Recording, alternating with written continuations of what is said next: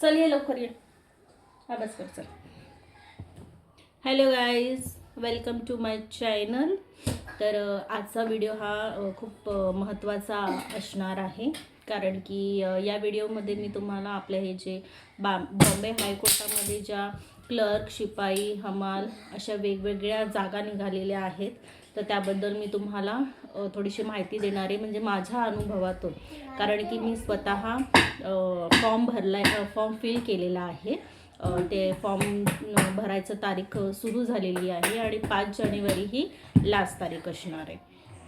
तर मी 2 दिवस झाले पहिलेच फॉर्म भरला आहे. तर मी हा व्हिडिओ याच्यासाठी बनवत आहे, कारण की मी पण जेव्हा हा फॉर्म मला भरायचा होता, तर मी पण खूप सारे यूट्यूबवरती व्हिडिओ सर्च केले आणि प्रत्येकजण खूप अशी वेगवेगळी माहिती देत होता. अरे इकडे बेटा, डिस्टर्ब नाही करू हां मम्माला. चल घे तू लिही पटकन माझा मुलगा. तर मी पण हा फॉर्म भरायच्या अगोदर व्हिडिओ खूप पाहिले मी यूट्यूबवरती. तर मला खूप असे कन्फ्यूज करणारे खूप व्हिडिओ होते, असे खूप किचकट, आणि काही छान व्हिडिओ पण होते, पण खूप किचकटपणे सांगत होते. तर मग मी जेव्हा स्वतः फॉर्म भरायला घेतला, फिल करायला घेतला, तर तेव्हा मला कळालं की म्हणजे एवढा किचकट पण नाही आहे हा फॉर्म भरणं, आणि याचा क्रायटेरिया वगैरे पण सगळं थोडंसं सिम्पलच आहे. फक्त थोडंसं काहीतरी कन्फ्यूज होत आहे. त्याच्यासाठी मी हा स्वतः फॉर्म भरलेला आहे. त्याच्यामुळे मी स्वतः माझ्या अनुभवातून तुम्हाला मी काही गोष्टी सांगणार आहे. तर सर्वात पहिले सगळ्यांचा असा गैरसमज आहे की 7वीची मार्कशीट पाहिजे याच्यासाठी. तर याच्यासाठी 7वीची मार्कशीट असेल तुमच्याकडे तर वेल एंड गुड. पण 7वीची मार्कशीट त्यांनी का मागितली आहे? मी शिपाई म्हणजे मी क्लर्कसाठी फॉर्म नाही भरला आहे. हळू बेटा, मी क्लर्कसाठी फॉर्म नाही भरला आहे, कारण की माझ्याकडे टायपिंगचं सर्टिफिकेट नाही आहे. फक्त त्या एका सर्टिफिकेटसाठी म्हणून मी क्लर्कचा फॉर्म हा मी फिल केलेला नाही आहे.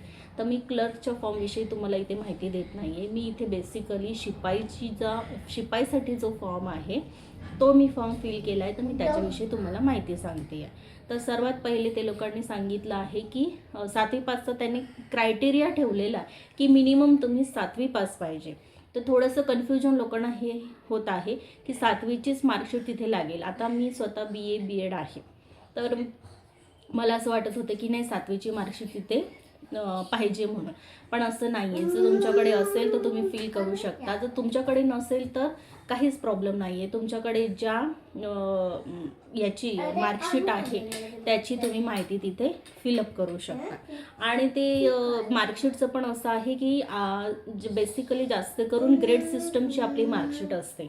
तर तिथे ग्रेड सिस्टम घेत नाही. त्यांना तिथे प्रॉपर असे आउट ऑफ तुम्हाला, म्हणजे एक्झाम्पल देते की तुम्हाला 500 आउट ऑफ तुम्हाला किती मार्क्स आहे, त्याच्यानुसार ते पर्सेंटेज ते लोक काढून तिथे ऑपअप जनरेट करतात. पण आपल्याला तिथे ग्रेडचं मार्कशीट नाही, तर आपल्याला जी आउट ऑफ मार्क असतात, जसे आता मी BAच्या बेसवरती मी तिथे माझं भरलं, कारण की BEdमध्ये पण माझ्या BEdच्या रिझल्टवरती ग्रेड होते.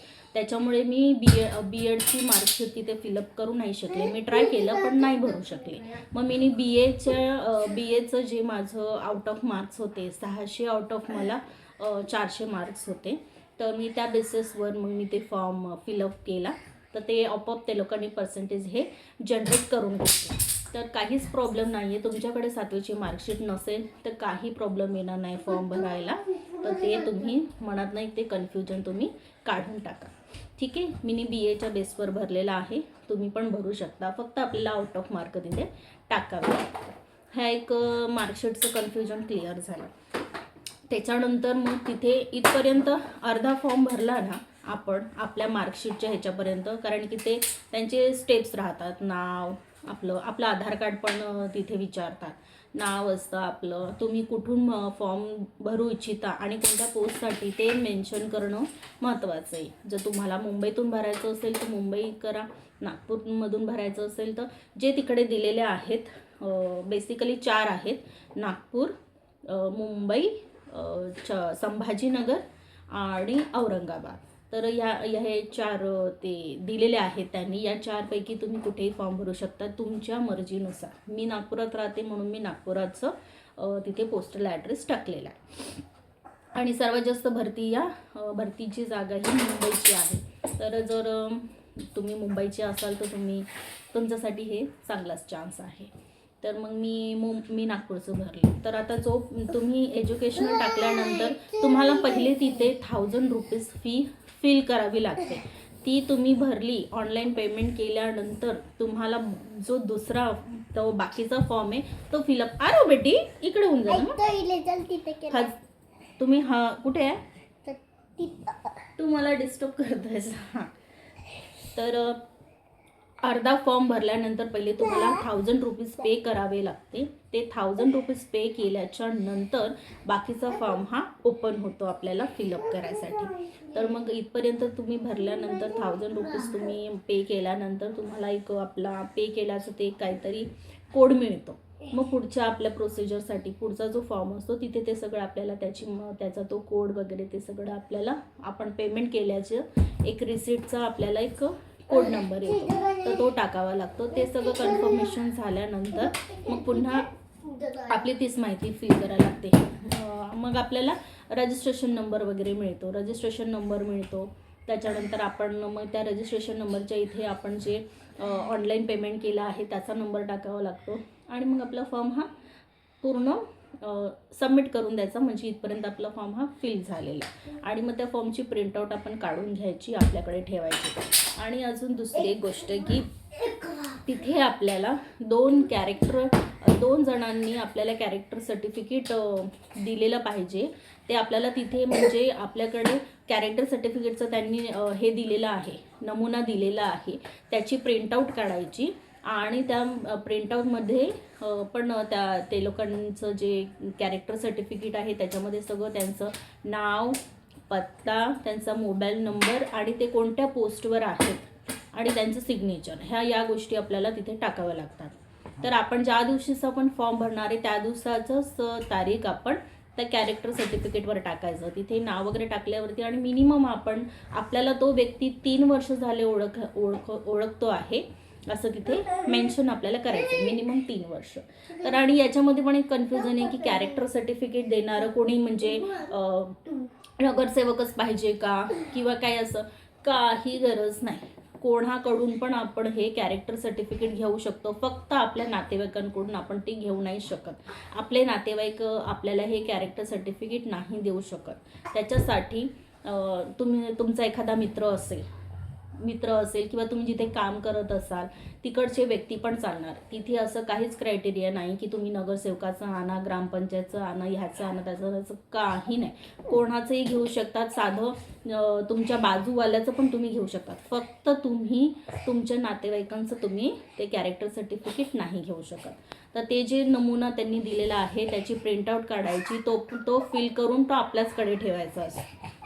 आणि तिथे ऑनलाईन त्यांनी दिलेलं आहे त्याच्यासाठी एक हे, तिथे पण आपल्याला त्या 2 व्यक्तींचं ज्यांनी आपल्याला कॅरेक्टर सर्टिफिकेट दिलं आहे त्यांचं आपल्याला तिकडे बेटी मेन्शन करायचं आहे. तर ते नक्की करा, त्याच्याशिवाय फॉर्म पुढे जाणार नाही. तर ते झाल्यानंतर मग आपलं फॉर्म आपण सबमिट वगैरे केल्यानंतर आपण त्याची प्रिंटआउट काढायची आहे. प्रिंटआउट काढल्यानंतर तो फॉर्म आपल्याकडे ठेवायचा आहे. आणि त्याच्या अगोदर तुम्हाला सांगते की आपलं पे केलं ना आपण 1000 रुपीज पे केल्यानंतर आपल्याला आपला फोटो आणि सिग्नेचर पण तिथे अपलोड करायचा आहे.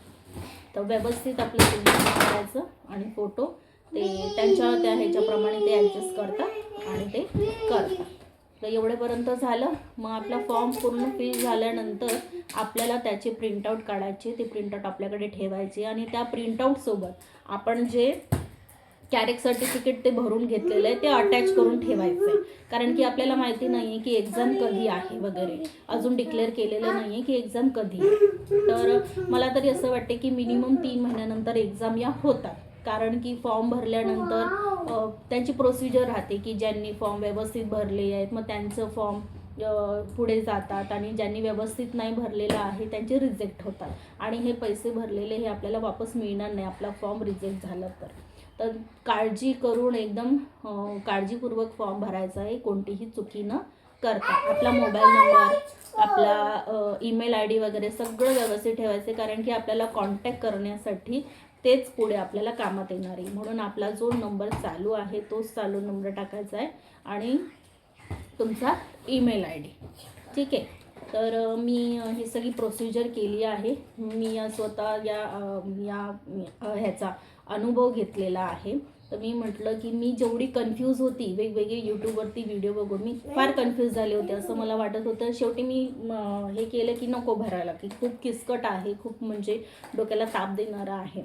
पण मग मी स्वतः जेव्हा भरला फॉर्म तर मला पण थोडासा वेळ लागतो, कारण की वेबसाईटवर लवकर म्हणजे खूप स्लो चालते वेबसाईट, कारण की आता खूप जण भरणारे असतीलच. तर म्हणून वेबसाईट थोडीशी स्लो चालते. तर फॉर्म भरायला थोडंसं आपल्याला वेळ लागणार आहे. पण तुम्हाला इच्छा असेल तर तुम्ही भरू शकता. आणि अजून जर तुम्हाला काही याच्याबद्दल माहिती पाहिजे असेल फॉर्मबद्दल तर तुम्ही मला कमेंटमध्ये विचारू शकता. मी तुम्हाला त्याच्याबद्दल हेल्प करेल. मी तुम्हाला माझ्या परीने मला जे तुम्हाला उत्तर देता येईल ते मी तुम्हाला देईल. आणि मी पुढचा व्हिडिओ हेच बनवणार आहे की मी दोन मुलांची मी मम्मी आहे, तरी मी शिपाईसाठी मी फॉर्म भरलेला आहे, कारण की मी एज क्रायटेरियामध्ये भरते आणि माझी इच्छा होती की मी हा फॉर्म भरावा, म्हणून बेसिकली मी हा भरला आहे. तर आता याचा अभ्यास कसा करायचा तर याच्यासाठी मी एक सेपरेट व्हिडिओ बनवणार आहे. तर तो व्हिडिओ मी अपलोड करणार. तर नक्की माझ्यासारख्या ज्या मॉम्स आहे, हाऊसवाईफ आहे आणि मॉम्स आहे की त्यांनी कोणत्या पद्धतीने आपण या परीक्षेची तयारी करायची, याच्यासाठी आपण आपला अभ्यास कसा करायचा, याच्यासाठी मी एक स्पेशल व्हिडिओ बनवणार आहे. तो पण महत्त्वाचा राहणार आहे. तर तो पण व्हिडिओ तुम्ही बघाल माझा, मी जेव्हा पण अपलोड करेल. तर तुम्हाला जर या फॉर्मबद्दल काही तुम्हाला प्रॉब्लेम येत असेल, तर तुम्हाला काही विचारायचं असेल तर तुम्ही मला कमेंटमध्ये विचारू शकता, मी तुम्हाला सांगेन. ठीक आहे. आजच्यासाठी एवढंच. बाय. किती रे यार.